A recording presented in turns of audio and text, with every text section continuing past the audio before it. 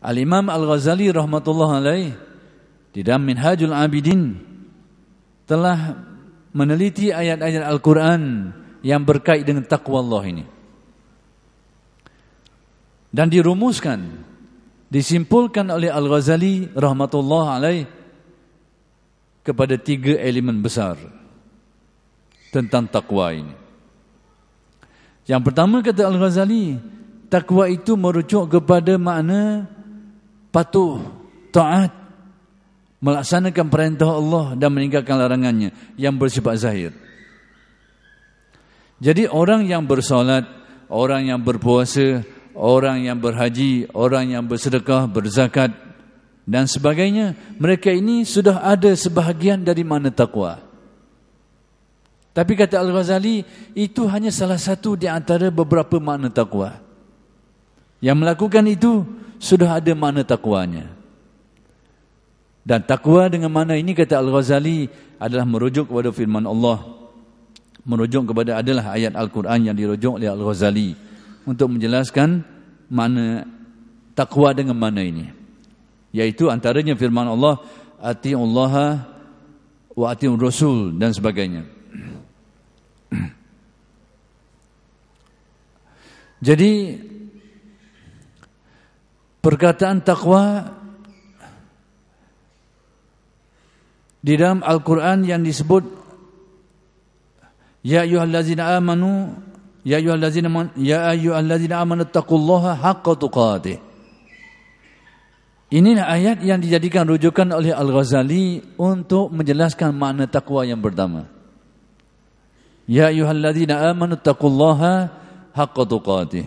Menurut ahli tafsir, perkataan ittaqullaha haqqa tuqatih, hendaklah kamu bertakwa kepada Allah dengan sebenar-benar takwa. Menurut ahli tafsir, ayat ini bermakna atiullaha haqqa ta'atih. Hendaklah kamu patuh, hendaklah kamu taat kepada Allah dengan sebenar-benar ketaatan dan kepatuhan. Jadi Al-Ghazali menjelaskan takwa yang pertama ini dengan makna taat dan patuh secara fizik, secara zahir. Orang yang buat apa yang disuruh, tinggal apa yang dilarang, sudah dikira sebagai orang-orang yang bertakwa. Tapi kata Al-Ghazali, di dalam ayat-ayat Al-Quran terdapat penggunaan ayat Al-Quran yang menggunakan perkataan takwa dengan makna yang lain dari itu. Ada makna lain. Al-Ghazali merujuk kepada satu ayat Al-Quran, wa iyaya fattaqun, di dalam Al-Quran. Ayat ini menurut ahli tafsirnya, wa iyaya fattaqun, hanya kepadaku hendaklah kamu bertakwa. Ditafsirkan dengan makna hanya kepadaku, kata Allah, hendaklah engkau merasa hebat. Jadi Al-Ghazali melihat takwa yang kedua ini dengan makna suatu gerakan hati, ehwal hati, jiwa, aspek dalaman manusia. Orang merasa gerun, merasa hebat, merasa takut kepada Allah, merasa malu, dan segala macam rasa-rasa yang dikaitkan dengan iman. Merasa kehebatan, merasa malu, dan bermain asyik, merasa mesra, merasa dekat dengan penciptanya. Semua ini adalah merupakan ehwal-ehwal iman. Dan menurut Al-Ghazali, tingkatan takwa yang kedua adalah dari aspek tadi. Itulah elemennya, zauq, rasa hati. Jadi takwa yang kedua ini menurut Al-Ghazali lebih kepada aspek dalaman manusia, ehwal dalaman. Orang yang bersolat secara fizik, secara zahirnya, antara seseorang dengan seseorang hampir-hampir tidak ada beza. Kalau begitulah orang rukuk, orang lain pun rukuk begitu juga. Kalau orang solat subuh 2 rakaat, orang lain pun 2 rakaat jugalah subuh. Kalau zuhur 4 rakaat, seluruh dunia 4 rakaat zuhur. Kecuali orang gila. Itu tak kira lah. Jadi yang jelas, zahirnya hampir-hampir sama. Tapi kehadiran hati ketika solat, khusyuk hati ketika solat, samakah dari aspek itu? Tidak. Tidak sama. bergantung kepada ehwal hatinya dari aspek itu. Maka sebab itulah nilaian ibadah seseorang dengan seseorang yang lain tidak sama. Mungkin secara zahirnya nampak sama, tapi dari segi berat ringan, dari segi bernilai atau kurang tidak sama antara seseorang dengan seseorang. Kenapa? Kerana elemen takwa yang kedua yang merujuk kepada aspek dalaman manusia itu, ehwal hati manusia. Dan itulah yang memberi nilai kepada iman. Itulah yang memberi harga kepada penghayatan agamanya. Kita tak ada benda tu. Kita berasa macam penghayatan agama kita ni macam mati. Bukan tak ada agama. Penghayatan agama tu berasa macam mati. Kering. Kering berasa. Tak segar molek. Tak ada bahagian tu.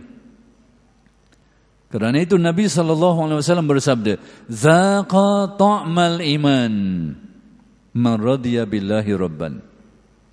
Akan merasai nikmat iman. Berarti iman itu ada bahagian rasa kenikmatannya. Merasai hakikat-hakikatnya. Zaqa ta'mal iman, akan rasa iman. Akan merasai rasa-rasa iman itu. Siapa? Man radiya billahi rabban. Orang yang sudah sampai tahap redha terhadap Allah sebagai Tuhannya, sebagai penciptanya. Yang menurut tafsiran ahli tasawuf, orang yang sudah meningkat makam rohaninya ke makam redha. Sehingga terasa hakikat-hakikat iman mula tersentuh di hati, mula terasa di dalam hatinya. Jadi elemen takwa yang kedua adalah dalaman, tidak dapat dilihat. Tapi kata Al-Ghazali, masih ada makna yang lain dari itu. Kalau diteliti ayat-ayat Al-Quran, ada makna lain lagi yang menjelaskan tentang takwa. Hal ini Al-Ghazali merujuk kepada satu ayat Al-Quran. Man yuti'illaha wa rasulahu wa yakhshallaha wa yattaqih fa ulaika humul faizun. Man yuti'illaha wa rasulahu, sesiapa yang taat kepada Allah dan Rasulnya, patuh, dia taat, dia ikut apa yang disuruh dia buat, meninggalkan yang dilarang, buat yang disuruh. Man yuti'illah wa rasulahu wa yakhshallaha, dan merasa takut terhadap Allah.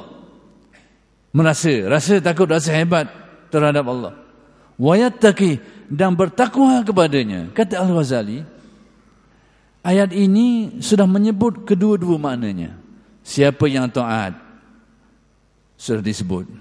Kemudian merasa takut juga sudah disebut. Kemudian wa yattaqi, dan bertakwa kepadanya. Kata Al-Ghazali, kalau begitu takwa di sini ada makna khusus yang bukan dua makna yang sebelum itu. Ada makna yang lain dari itu. Itulah yang ditafsirkan lebih kepada yang ketiga ini, lebih kepada aspek dalaman manusia juga. Aspek kebersihan hati manusia, kesuciannya. Jadi kalau begitu, atas ketiga-tiga makna takwa tadi, 1/3 saja bersifat zahir yang boleh dilihat, boleh orang tengok. Tapi 2/3 lagi rahsia dalam hati manusia, tersembunyi di dalam hati manusia. Tapi itulah yang menjadi pengukur kepada darjat manusia di sisi Allah.